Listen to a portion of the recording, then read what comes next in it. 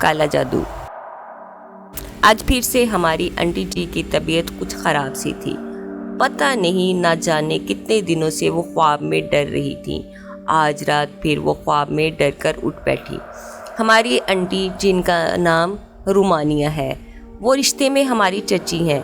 हम सब इन्हें आंटी कहते हैं। इनके 3 बच्चे हैं। बड़ा बेटा अदनान जो कि 8वीं क्लास में है, फिर छोटा अकील जो कि 5 क्लास के बाद हाफिज़ बन रहा है, और फिर सबसे छोटी ऐना जो कि 3 क्लास में है। हमारा और हमारे चच्चू का घर अलग अलग था, पर हमारे अब्बू के फौत हो जाने के बाद हम सब अपने पुराने घर वापस आ गए, जहाँ पर हमारे चाचू, इनके बच्चे और हमारी दादी जान रहते थे।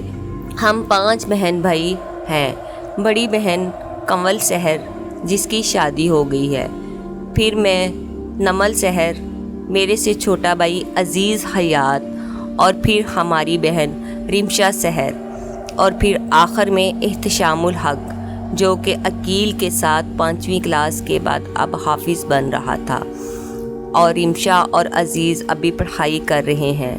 आज आंटी और चाचू इनके साथ हमारी दूसरी फुप्पो जीनत लोग हमारे रिश्तेदारों के घर गए हुए थे, जो कि पीरों के साथ होते हैं और तवीज़ दिया करते हैं। जब आंटी लोग वहाँ पर पहुँचे तो दोपहर के 12 बज रहे थे और गर्मियों के दिन थे। आंटी की तबीयत ठीक नहीं थी, फिर भी वो गई। उन्होंने खाना भी नहीं खाया था। जब हमारे मामू जिनके घर आंटी लोग गए थे, वो दम वगैरह करते थे, उन्होंने जब आंटी को देखा तो कहा, आपकी तबीयत ख़राब है ना? आंटी ने कहा, जी ख्वाब में डर जाती हूँ। उन्होंने कहा, मैं आपको दम करता हूँ। उन्होंने आंटी को दम किया। फिर वो सब लोग शाम तक घर लौट आए थे। फिर रात के 11 बजे अचानक आंटी के चीखने की आवाज़ सुनाई दी, और वो इतने ज़ोर से चलाई थी कि हम सब उठ गए। जब हम कमरे में पहुँचे तो आंटी बुरी तरह तड़प रही थीं। हम सब बहुत डर गए। इनकी चीखें और बुलंद होती गईं। हमारे चाचू ने तमाम सूरतें पढ़कर इन पर दम किया तो इन्हें कुछ फ़र्क पड़ा। फिर हमारे चाचू ने हमारे मामू को फ़ोन किया, कहा, आपने क्या दम किया है? उन्होंने कहा, मैंने दम किया है क्योंकि इन पर काला जादू किया गया था। फिर हमारे चाचू ने हमारे पीरों को फ़ोन किया। उन्होंने आंटी को दम किया। फिर उनका दौरा टूट गया। फिर इस दिन के बाद तो जैसे ये सिलसिला शुरू हो गया। पहले तो सिर्फ रात को दौरे पड़ते थे, फिर तो दिन में भी पड़ने लगे। इनके बच्चे इनके पास जाने से डरते थे। आंटी को देखकर फिर से हमारे पीर मीरा शरीफ वाले उन्होंने कहा, इन्हें मीरा शरीफ ले आओ, और फिर आंटी को वहाँ पर लेकर जाया गया। वहाँ जब आंटी को दौरे पड़ते तो वो इतनी भारी हो जाती कि इनका सर भी हमसे नहीं उठाया जाता। वो हमारी पकड़ में नहीं आती थी। इनको काबू करना मुश्किल हो जाता था। फिर चाचू, आंटी और आंटी की भांजी बाजी इस्माइला इनके साथ गए। वहाँ पर भी इन्हें दौरे पड़ते रहे। वो तो अच्छा था कि गाड़ी हमारी आंटी के कज़न अदनान की थी। उन्होंने भी आंटी को बहुत संभाला, इनकी हर तरह से मदद की। इन्हें खाना खिलाते, दवाई देते। जब आंटी को दौरा पड़ता तो इन पर पानी दम किया हुआ मारते।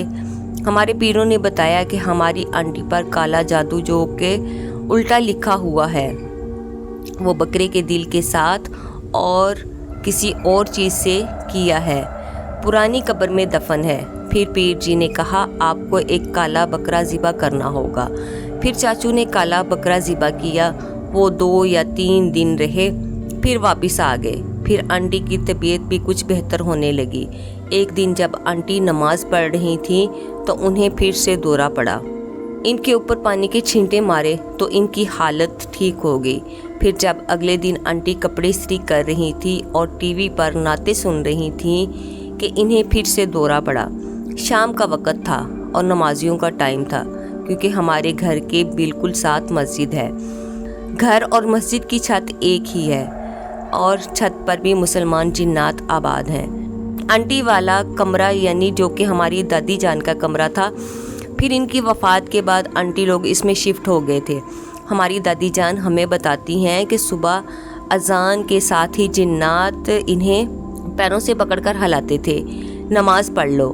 آنٹی کا وہ دورہ بہت ہی برا تھا، وہ اچھل کر گری اور 4 پائیوں کے نیچے گر گئیں اور بے ہوش ہو گئیں۔ بار بار کہتی کہ میں نماز پڑھوں گی اور نعتیں سنوں گی۔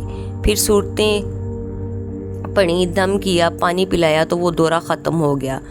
پھر پیر صاحب نے فون پر چاچو کو صورتیں پڑھنے کو دیں اور گھر میں دم کیا۔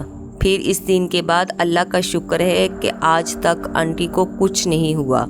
ہمیں ہماری دادی جان کی کمی بہت ہی شدت سے محسوس ہوتی ہے اور اپنے ابو کی بھی، کیونکہ ماں باپ سے بڑھ کر اور کچھ بھی نہیں ہوتا۔